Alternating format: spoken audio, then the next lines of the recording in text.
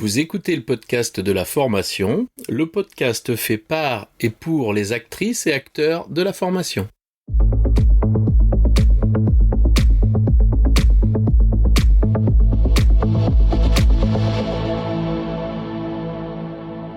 Bonjour et bienvenue. Je suis ravi de vous recevoir sur le podcast de la formation, dédié aux formatrices qui souhaitent profiter de retours d'expériences terrain qui fonctionnent et de stratégies détaillées étape par étape. Chaque épisode vous permet de mettre en place des actions immédiates et d'obtenir des résultats efficaces et concrets. Bonjour et bienvenue sur le podcast de la formation. Et oui, aujourd'hui, c'est moi Julie qui suis aux manettes. Laurent me les a laissées. Et donc, je reçois Laurent, l'hôte habituel de ce podcast. Laurent, de quoi tu veux nous parler ? Et bonjour Julie, bonjour à nos auditeurs et nos auditrices. Eh bien aujourd'hui, c'est un jour un petit peu spécial parce que je veux vraiment vous parler de quelque chose qui me tient à cœur. C'est ce qu'on appelle l'écoute sensible.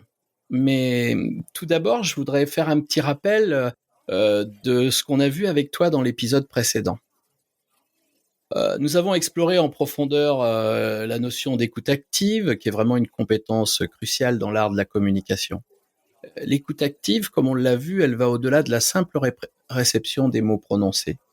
Elle implique une attention beaucoup plus complète, une compréhension profonde et une réactivité adéquate aux messages communiqués. Je dirais que là, ce qui est fondamental, c'est d'écouter pour comprendre et de ne pas forcément écouter pour répondre. On a discuté ensemble de l'importance de se concentrer pleinement sur notre interlocuteur, de l'observer sans préjugés, de reformuler ce qui a été dit pour assurer la compréhension et de répondre de manière qui lui valorise notre échange. C'est ce qu'on va rechercher en permanence. Et cette compétence, elle est vraiment fondamentale pour établir des relations solides, pour résoudre les conflits, puis pour surtout renforcer la collaboration au sein des équipes. Parce que bien sûr, on peut l'utiliser, nous, dans le cadre de nos formations, en interrelation avec nos apprenants, mais avec nos coéquipiers, les formateurs, les équipes pédagogiques, ça fonctionne très très bien. Et toutefois, pour approfondir encore davantage notre capacité à comprendre, à nous connecter avec les autres, nous pouvons faire évoluer notre écoute active vers une dimension beaucoup plus profonde. C'est ce dont je vais vous parler aujourd'hui. C'est ce qu'on appelle l'écoute sensible. Cette forme d'écoute, elle s'appuie bien sûr sur les fondations de l'écoute active. C'est pour ça qu'on a présenté l'écoute active en premier. Mais elle y ajoute une couche supplémentaire d'empathie et de sensibilité émotionnelle.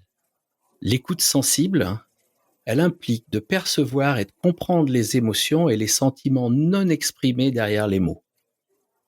Elle demande de se mettre à la place de l'autre, d'appréhender son contexte émotionnel, ses besoins non dits et ses attentes cachées. Cette transition que l'on va faire de l'écoute active vers l'écoute sensible, ça représente un pas supplémentaire vers une communication vraiment empathique et connectée. Alors que l'écoute active se concentre bien sur la compréhension verbale et non verbale, l'écoute sensible engage le cœur autant que l'esprit. Elle nous permet non seulement de comprendre ce que l'autre dit, mais aussi ce qu'il ressent, offrant ainsi une réponse qui tient compte de l'intégralité de son être. Dans cet épisode, nous allons explorer comment développer cette compétence précieuse en examinant ses principes, ses avantages et les stratégies pour la mettre en pratique efficacement. Voilà. Eh bien, j'ai envie d'en savoir plus. Qu'est-ce que finalement l'écoute sensible ? Alors, je dis l'écoute sensible, c'est une compétence de communication avancée qui transcende vraiment les principes de l'écoute active en intégrant une dimension émotionnelle profonde. Elle ne se contente pas de capter les mots et le contenu explicite du message, mais cherche également à comprendre les sous-entendus, les sentiments, les émotions qui se cachent derrière les paroles. On a tous observé des apprenants qui nous semblaient troublés, mais on ne savait pas trop comment, on ne savait pas pourquoi. Donc c'est une écoute qui se fait avec le cœur autant qu'avec l'esprit. Et tu sais, moi j'ai un credo, je dis toujours il faut aimer les gens. Dans notre métier, il faut aimer les gens profondément. Et cette écoute sensible va nous permettre une forme d'immersion totale dans l'univers émotionnel de l'autre, simplement. Est-ce que tu peux me donner une définition ? Alors si je devais te donner une définition, Je dirais qu'au cœur de l'écoute sensible se trouve la capacité à percevoir, à ressentir et à comprendre les dimensions émotionnelles et non verbales de la communication. Alors évidemment, cela implique une attention particulière aux tonalités de la voix, aux expressions du visage, à la posture, aux gestes et à tout autre indice non verbal qui peut révéler l'état émotionnel de l'interlocuteur. Je peux te donner un exemple. Par exemple, on peut avoir des gens qui vont présenter, lorsqu'ils sont gênés, des rougeurs du visage, des choses comme ça. Il faut être très attentif à ces signaux qui sont faibles, mais qui sont présents et qui doivent nous interpeller. En faisant cela, l'écoute sensible permet non seulement de comprendre les mots, mais aussi de comprendre les émotions et les motivations profondes de la personne qui communique avec toi. Cela facilite ainsi des connexions plus authentiques et beaucoup plus empathiques.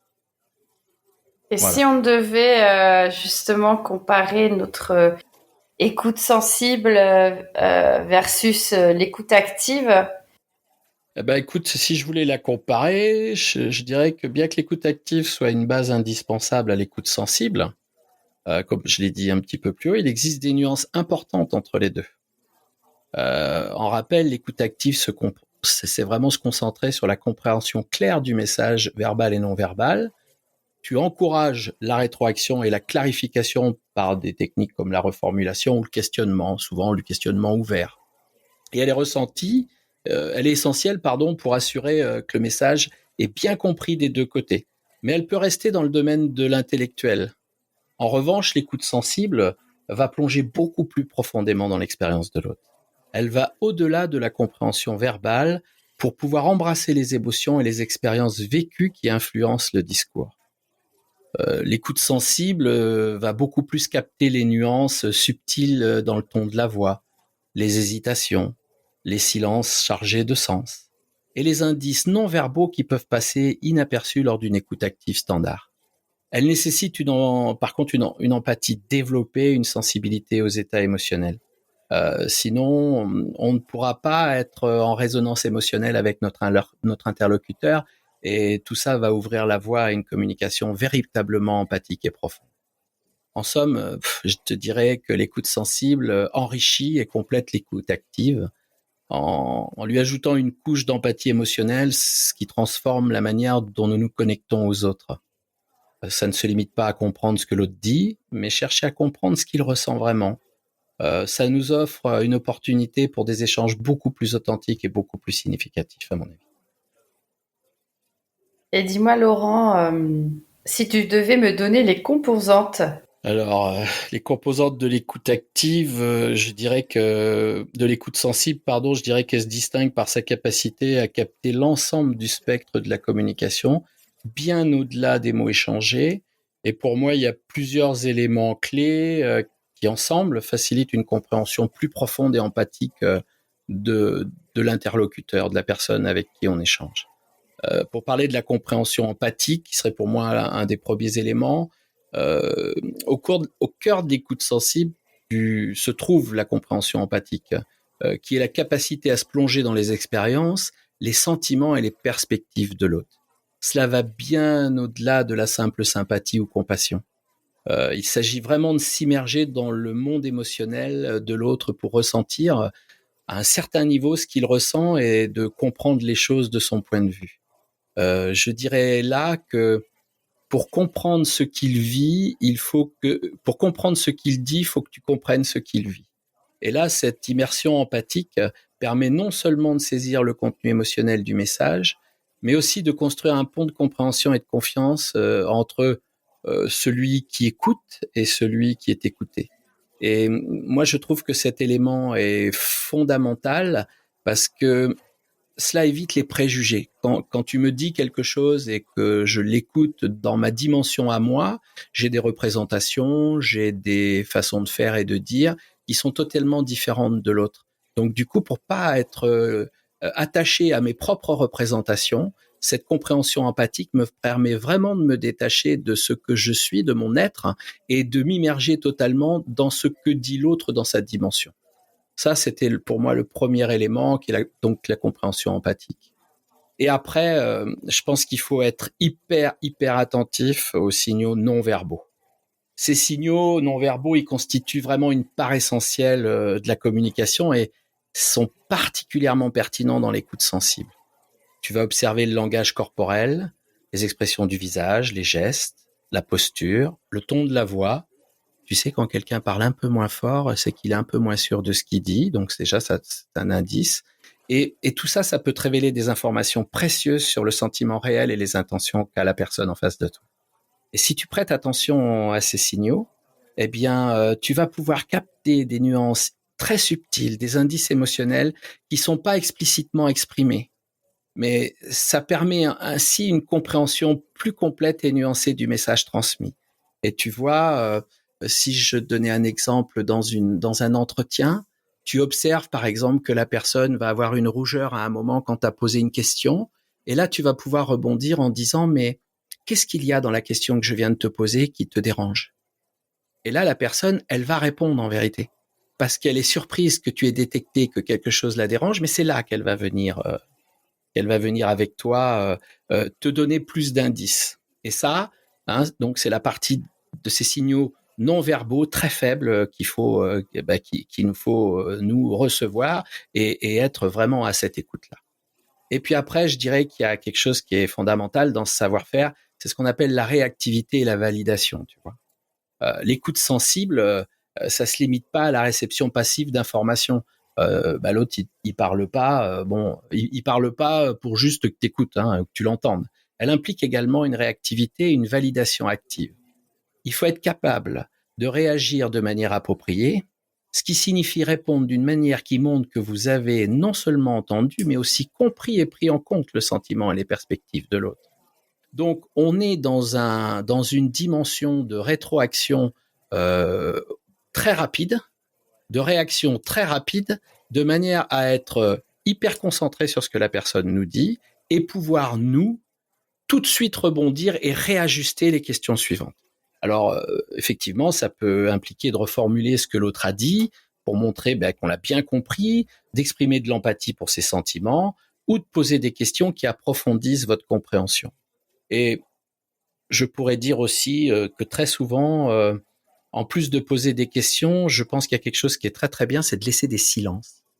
Parce que moi j'appelle ça des silences amnésiques et l'humain a horreur du vide. Et quand tu laisses un silence, tu vas te rendre compte que, alors au début tu fais pas exprès, tu réfléchis à la question que tu veux poser, mais vraiment à ce moment-là, tu laisses un silence parce que tu es obligé de réfléchir un peu longtemps et la personne va développer plus en profondeur encore ce qu'elle est en train de dire. Et tu vois, après, donc, je te parlais de réactivité et de validation. Ça, c'était la partie réactivité. Et la partie validation, quant à elle, elle consiste à reconnaître et à affirmer la légitimité des sentiments et de l'expérience de l'autre, ce qui peut grandement contribuer à renforcer le lien de confiance et à favoriser une communication ouverte et sincère. En combinant ces composants, hein, compréhension empathique, euh, attention aux signaux non verbaux et réactivité validation, l'écoute sensible se présente comme une approche de communication profondément respectueuse et connectée. On est capable de créer des liens d'entente et de compréhension qui vont bien au-delà des échanges superficiels. Ces liens sont très très forts avec les gens avec qui on discute, tu vois. Et pourquoi l'écoute sensible est-elle importante avec un grand I? Eh l'écoute sensible, c'est plus qu'une simple compétence de communication. C'est vraiment un outil ultra puissant qui peut transformer les relations. Moi, je m'en sers énormément pour faciliter la résolution de conflits et surtout renforcer la compréhension mutuelle. Son importance réside dans les multiples avantages qu'elle offre, tant dans les sphères personnelles que professionnelles. Tu vois?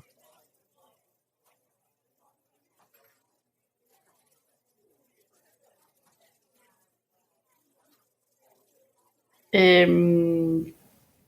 comment la développer? Eh ben, écoute, moi, je te parlerais plutôt que de développer, je te parlerais plutôt des avantages, tu sais, dans les relations personnelles et professionnelles. Je te dirais, parce que en vérité, ça touche les deux sphères. Tu peux plus dissocier. Quand tu sais faire, tu peux plus dissocier. Dans les relations personnelles, l'écoute sensible, ça approfondit les liens, ça favorise une compréhension mutuelle, c'est beaucoup plus profond et ça renforce la confiance. Et par exemple, moi, au sein de mon couple, c'est quelque chose qui nous permet vraiment d'être en harmonie, tu vois. Et en permettant aux personnes de se sentir véritablement entendues et compris, ça crée un environnement où l'ouverture et l'honnêteté peuvent vraiment s'épanouir. Et cette écoute, elle contribue également à la résolution de conflits, comme je te le disais, en permettant aux deux parties de saisir pleinement les perspectives et les émotions de l'autre. Parce que très souvent, ce sont des peurs qui génèrent des colères. Si tu n'arrives pas à comprendre que la personne a peur, tu peux penser qu'elle est uniquement agressive, quoi. Et du coup, d'utiliser l'écoute sensible, ça peut mener à des solutions beaucoup plus empathiques et durables. Et puis dans le contexte professionnel, bien sûr, hein, ce qui nous concerne beaucoup plus, nous, dans notre métier de formateur, c'est vraiment quelque chose de crucial, hein. Elle peut améliorer la collaboration au sein des équipes, renforcer le leadership, favoriser un climat de respect et de confiance. Tu vas vraiment avoir tes apprenants qui te font confiance. La dimension de confiance est fondamentale dans l'engagement, hein. C'est vraiment ce qu'il faut mettre en avant. Et puis, on va se rendre compte, par exemple, là, moi, quand je suis en responsabilité d'une équipe pédagogique, par exemple, avec l'écoute sensible, je suis beaucoup mieux à même à comprendre les motivations et les préoccupations des gens qui m'entourent, tu vois. Ce qui peut conduire à une meilleure prise de décision, à une plus grande satisfaction au travail et puis une productivité accrue, hein, tu vois. Est-ce que tu aurais des exemples à nous donner, des cas concrets? Ouais, écoute, au travail, un responsable d'équipe, par exemple, qui va remarquer qu'un de ses formateurs montre des signes de stress ou de désengagement, s'il applique l'écoute sensible, il va pouvoir découvrir que sa formatrice ou que son formateur, il est totalement surchargé de boulot, il peut se sentir sous-estimé, par exemple. Et en reconnaissant ses sentiments, il va pouvoir ajuster sa charge de travail. Et comme ça, il parvient à réengager sa formatrice, à améliorer son bien-être et en découle sa productivité. Tu vois, dans une dimension de travail, ça peut donner ça. Si on regardait ça dans une dimension familiale, enfin, c'est important aussi, tu sais. Des fois, on va essayer de comprendre un peu nos adolescents, tu vois. On a un ado qui s'isole un petit peu. Écoute, on va essayer avec cette dimension d'écoute sensible de découvrir les vraies raisons de son comportement.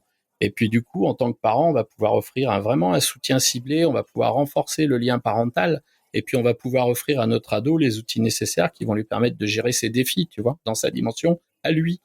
Voilà. Et puis, je vais rajouter entre amis, hein, deux amis qui ont des tensions suite à des malentendus répétés. Tu sais, je croyais que, il me semblait que, l'application de l'écoute sensible, ça permet de dévoiler les véritables émotions et intentions derrière leurs paroles. Ça résout les malentendus et puis du coup, ça va approfondir l'amitié, tu vois. On voit bien ici que ces exemples sont présents dans toute notre vie. Et puis il démontre comment l'écoute sensible va pouvoir jouer un rôle clé dans tous ces contextes, tu vois, en transformant les interactions, en favorisant des relations plus solides et plus significatives. On va arriver sur des choses de beaucoup plus de qualité, tu vois. Dans ces cas-là, effectivement, est-ce que tu aurais des conseils pratiques pour qu'on puisse justement s'améliorer et comment finalement accéder à cette écoute sensible? Eh ben, écoute, pour accéder à l'écoute sensible, c'est un processus quand même qui demande de la pratique, hein. Faut pratiquer, puis il faut être déterminé. Faut vraiment savoir ce qu'on cherche et y aller, quoi. Je peux te donner des tips, par exemple, en déployant certaines stratégies et des exercices quotidiens. Par exemple, tu peux affiner ta capacité à écouter de manière plus empathique et connectée. Et tu vois, pratiquement, alors je te dirais, j'en ai 3, 4, 5 là qui me viennent à l'idée, là, des conseils, mais le premier, ça serait de pratiquer la pleine conscience. Alors, la pleine conscience, c'est ce qui va nous aider à être totalement présent à l'instant. C'est ce qui est essentiel dans l'écoute sensible. Tu te concentres pleinement sur ton interlocuteur. C'est ton centre d'intérêt. Il n'y a pas de distraction. Tu sais, tu tripotes rien. Il n'y a pas de téléphone. Tu es dans une pièce. Il n'y a pas de bruit. Et puis, de cette sorte, tu vas être beaucoup mieux à même de capter toutes les subtilités de sa communication. Faut vraiment être à l'observation. Tu écoutes, pas pour répondre, pour comprendre, comme je l'ai dit au début, ça c'est une phrase clé qu'il faut retenir. Et du coup, en pratiquant la pleine conscience, là, tu vas donc avoir une vraie centration, une vraie concentration. Il faut savoir qu'aujourd'hui, on manque vraiment de centration et de concentration dans notre monde de tous les jours. On est interrompu tout le temps. Donc, du coup, ça, c'est la première chose. C'est bien pratiquer la pleine conscience. En deux, je dirais qu'il faut être patient. C'est comme tout. Hein. Pour développer l'écoute sensible, il y a deux vecteurs qui sont en parallèle. C'est ta pratique et la régularité ou la quantité de pratique que tu fais et le temps. Voilà. Il faut pas se précipiter. Quand tu es dans la conversation, faut être peu guidant. Et puis, il faut que tu lui donnes tout l'espace nécessaire, tu vois, pour qu'il puisse exprimer ses pensées, ses sentiments sans interruption. On a tendance souvent à vouloir trouver des solutions aux gens. Donc, on abrège leur souffrance et ils sont en train de te dire un truc. Et puis, ah oui, je vois, tu voudrais faire ça. Bah, faut jamais faire ça, justement. Parce que peut-être il en est pas là et tu vas le détourner de son axe initial et tu sauras jamais où il en est et où il veut aller. Après, un troisième point, je dirais, qui est super important, c'est d'éviter de juger. Bah, pour écouter vraiment de manière sensible, il est crucial de suspendre tout jugement. Voilà, t'approches chaque conversation avec un esprit ouvert, tu te concentres uniquement sur la compréhension de l'autre plutôt que sur la formulation d'une évaluation. Tu vois, t'essaies pas de trouver une solution. C'est pas comme ça qu'il faut faire. Il faut pas que tu essaies de le faire rentrer dans une case, tu vois. Et puis, alors là, je dirais le quatrième point, c'est aussi quelque chose de fondamental. C'est la suite du premier, du précédent, pardon. Éviter de juger, c'est écouter sans planifier sa réponse. Ça, c'est le pire. Tu l'écoutes et tu as déjà la réponse à la question qui se pose pas en vérité. Et là, c'est un des plus grands obstacles à l'écoute, et c'est la tendance à penser à ce que l'on veut dire ensuite. Tu vois, faut pas faire ça. Faut que tu écoutes avec l'intention de comprendre, et je le redis encore une fois, et non de répondre. Cela vous permet de saisir pleinement la portée émotionnelle du message de votre interlocuteur. Si vous faites pas ça, ça sert à rien. C'est pas de l'écoute sensible, c'est du guidage, mais en gros, tu veux l'emmener là où tu voudrais qu'il soit, mais peut-être il y sera jamais. Donc là, on perd son temps, c'est inefficace. Et puis, du coup, quand on fait ça, faut être capable de reconnaître ses propres biais. Savoir être conscient de tes préjugés. Voilà. Et il faut faire un effort pour pas les laisser influencer notre écoute. Tu vois? Tout le monde a des filtres à travers lesquels il perçoit les informations. Il est essentiel de les identifier pour pratiquer vraiment une écoute véritable et sensible. Tu vois, c'est ça. Ces 5 éléments sont fondamentaux. Écoute, merci pour tes conseils. Et si tu devais nous donner, pareil, qu'est-ce qui pourrait nous aider aussi? Est-ce qu'il y a des exercices, des pratiques? Qu'est-ce que tu pourrais nous, nous conseiller encore sur développer encore plus cette écoute sensible? Moi, je dis que c'est comme le sport, faut s'entraîner.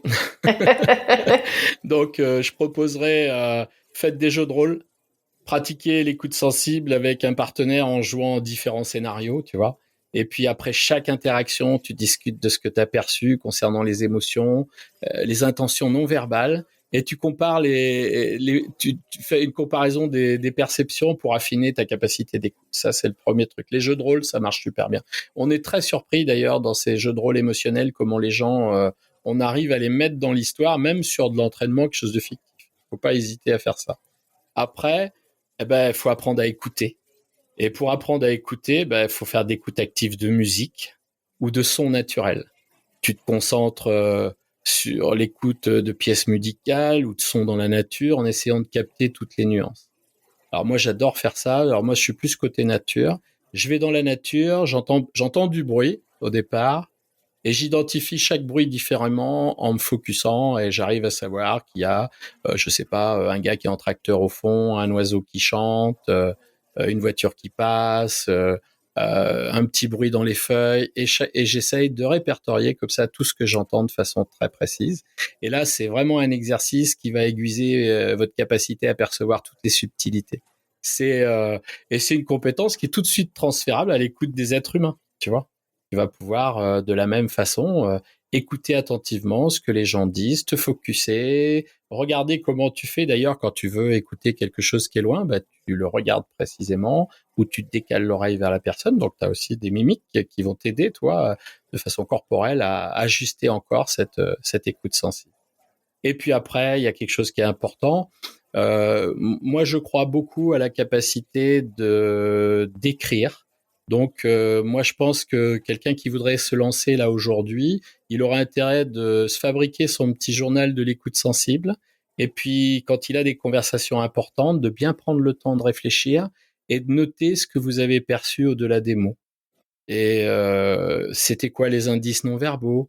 Quelle émotion avez-vous détecté? Cette réflexion peut vraiment approfondir votre compréhension de l'écoute sensible. Et si vous intégrez ces conseils et les exercices dans votre routine, vous cultivez une écoute sensible qui transcende les mots et qui touche vraiment le cœur et au cœur des expériences humaines.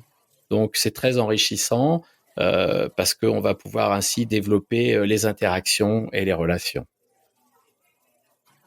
Et donc, en conclusion de cet épisode... moi, je dirais que... Alors, qu'est-ce qu'on a fait? On a exploré le concept de l'écoute sensible quand même, qui est un niveau de communication qui enrichit et approfondit notre capacité à comprendre et à nous connecter avec les autres. J'ai commencé surtout à définir l'écoute sensible et à la distinguer de l'écoute active. Et là, j'invite les gens à réécouter vraiment nos deux épisodes là qui sont très très complémentaires. Et puis surtout l'écoute sensible, je veux montrer comment elle s'intègre dans les dimensions émotionnelles et non verbales pour vraiment que ce soit une compréhension plus complète et empathique. Et puis écoute, après, ce que j'ai essayé de faire, c'est d'examiner les composants clés pour que les gens déterminent un peu ce que c'est, notamment la compréhension empathique, l'attention aux signaux non verbaux et surtout la réactivité et les validations appropriées.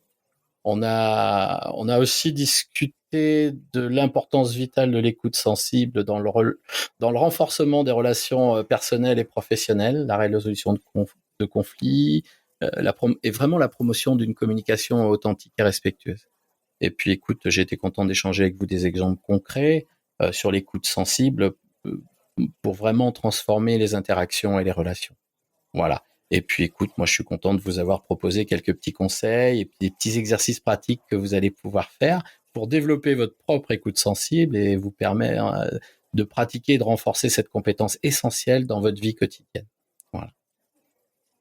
Je vous invite, d'ailleurs, je vous invite à observer attentivement votre propre manière d'écouter dans les jours à venir.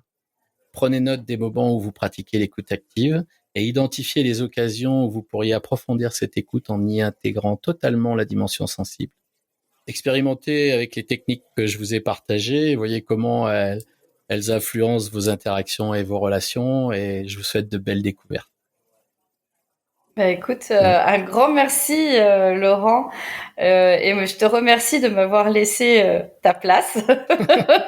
C'est avec plaisir, mais tu ne m'as pas un peu piqué quand même ma place? Non, je te la rends, il n'y a pas de souci, je te la rends au prochain épisode d'ailleurs sur cette thématique qui nous tient à cœur, j'ai envie de dire, avec Laurent, c'est rester à l'écoute puisque sur notre prochain épisode où on va plonger dans le monde fascinant de l'ACP. Alors non, l'ACP, c'est pas l'acronyme d'un nouveau médicament ou d'une nouvelle taxe. non. Vrai. Écoutez bien. L'ACP, c'est l'approche centrée de la personne, sur la personne, que peut-être certains connaissent, de Carl Rogers. Donc là, l'idée, ne manquez pas cette exploration captivante qui façonne également nos interactions dans le quotidien. Voilà. Super, à très bientôt sur le podcast de la formation. Merci Julie. Merci à toi. Je t'en prie.